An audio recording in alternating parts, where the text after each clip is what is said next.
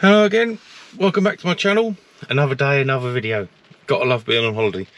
I'm normally quite busy at work, so and as I was saying in another video, you know, because it's dark when I leave for work, dark when I get home from work, and you know, days are shorter, busy at the weekends, so, and a bit of a drought of making videos. Anyway, I'm off for nearly 2 weeks over Christmas, so you've got another one. Happy days. Anyway, so today is a quick one, unlike yesterday's, and I'm going to talk about speaker upgrades for the Forester Sg9 and also subwoofer upgrade or new, and also in-car stereo. Okay, so let's just get this spun round and have a look. So, as I'm sure a lot of people will want to do immediately as soon as they've got their Forester, is put in a decent double din stereo. Excuse me reading this, but I've got all the details written down on a piece of paper beside me. So this is a Kenwood DMX 7017 DAB-S radio with AirPlay. I'm just waiting for my phone. Luckily I have my spare phone, work phone in here, so I'm just waiting for that to fire up, and I'll give you a quick demonstration of what functionality the AirPlay gives you. It's particularly good, you know, nice screen, nice display, nice and clear. We'll have a look at that in a moment. As for speakers, again, this gets asked a lot on the forums, what size speakers fit. So it's 6.5-inch fronts and 5-inch rear speakers, and I went with Focal front and rear. So it's a RCX 130 in the rears and 165 AS components in the fronts.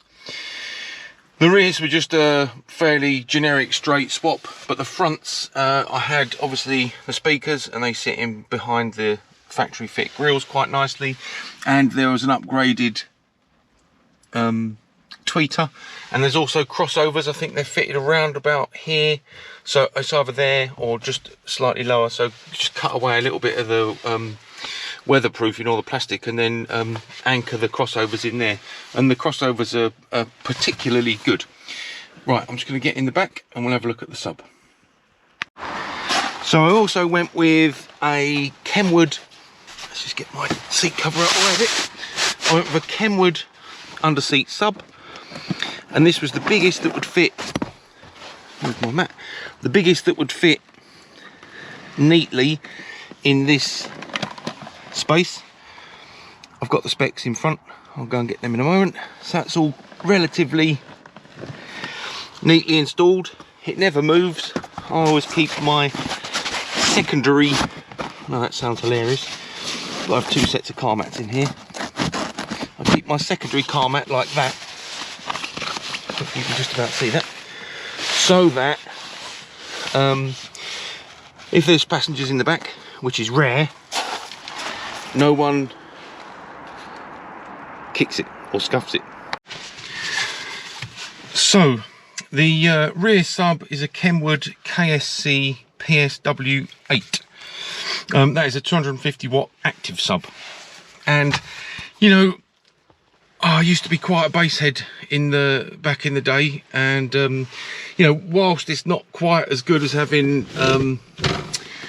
you know, a bass enclosure in the boot in a nice sort of ported box made of MDF, etc, etc, it is pretty good. And I know this is going to sound ridiculous, and I'm not 17, but on full chat with the right song, it's just about enough to make the rear view mirror or the wing mirrors vibrate a tiny bit. From an adult's perspective, it rounds the music off nicely. I have it generally set to about halfway, and it does the job. And that's the other thing to mention. You also get, let's get that the right way up. Obviously, let's not call it a remote control. It's a wired remote, neatly attached there. The cables run under the seat directly to the sub that I just showed you. Yeah, it all works well. Yeah, I'm just waiting for my work phone to fire up. Anyway, let's have a quick look at these. I was going to post a message about these too. I'll put some pictures of these in the video, and I'll also post a link. These are from a company called Tex Car Mats. And when I first got my Forester, I fancied a set of nice car mats. Obviously I've kept the old mats underneath, because I know a lot of people like the original genuine Subaru ones, so they're underneath, still sat there in, you know, relatively good condition. But yeah, these Tex Car Mats, really nice, really good quality, great people to deal with. These were the Magnum, double Magnum black. I think the guy said they're the same as OEM quality as Land Rover or Range Rover or something. But anyway, probably just sales hype. But as I say, I'll put a link to the, I'll put some pictures of the set I got. It was a 5-piece set, about 130 quid, something like that. I think the company's in Ukraine. And as I say, they can't do enough for you. Very helpful. And I've always been really pleased with them. I mean, I've had the car 4 years, and they got hoovered yesterday. I clean them regularly. They've lasted well. Seem quite durable. They stick well. Got the little eyelet on the driver's side one. Unfortunately, I'm not going to show too much of the driver's side one because I've just been out putting the covers on the cars, and I've got wet, so the mats aren't clean anymore. Right, be back in a second. I'll show you the what the airplay looks like on here. Won't be a moment. One other thing to also mention regarding the head unit is that it does support Rev-You camera, which is kind of handy. I've never done it myself because I didn't fancy pulling all the carpet up to get that installed and having a third-party camera behind the car. But it's definitely, you know, it definitely supports it, and it's definitely something I'd consider. Another couple of things. You get this USB. It's male to female, so obviously this cable here is running from the back of the head unit and just underneath this tunnel here, which pops out quite easily. And I'll just remove one of those blanking plates. I'm sure I could come up with a slightly more elegant solution, and then that plugs into the camera. Other things regarding the installation, obviously you have to put up your microphone for your hands-free, and you have to put in the GPS receiver for the compass. What else?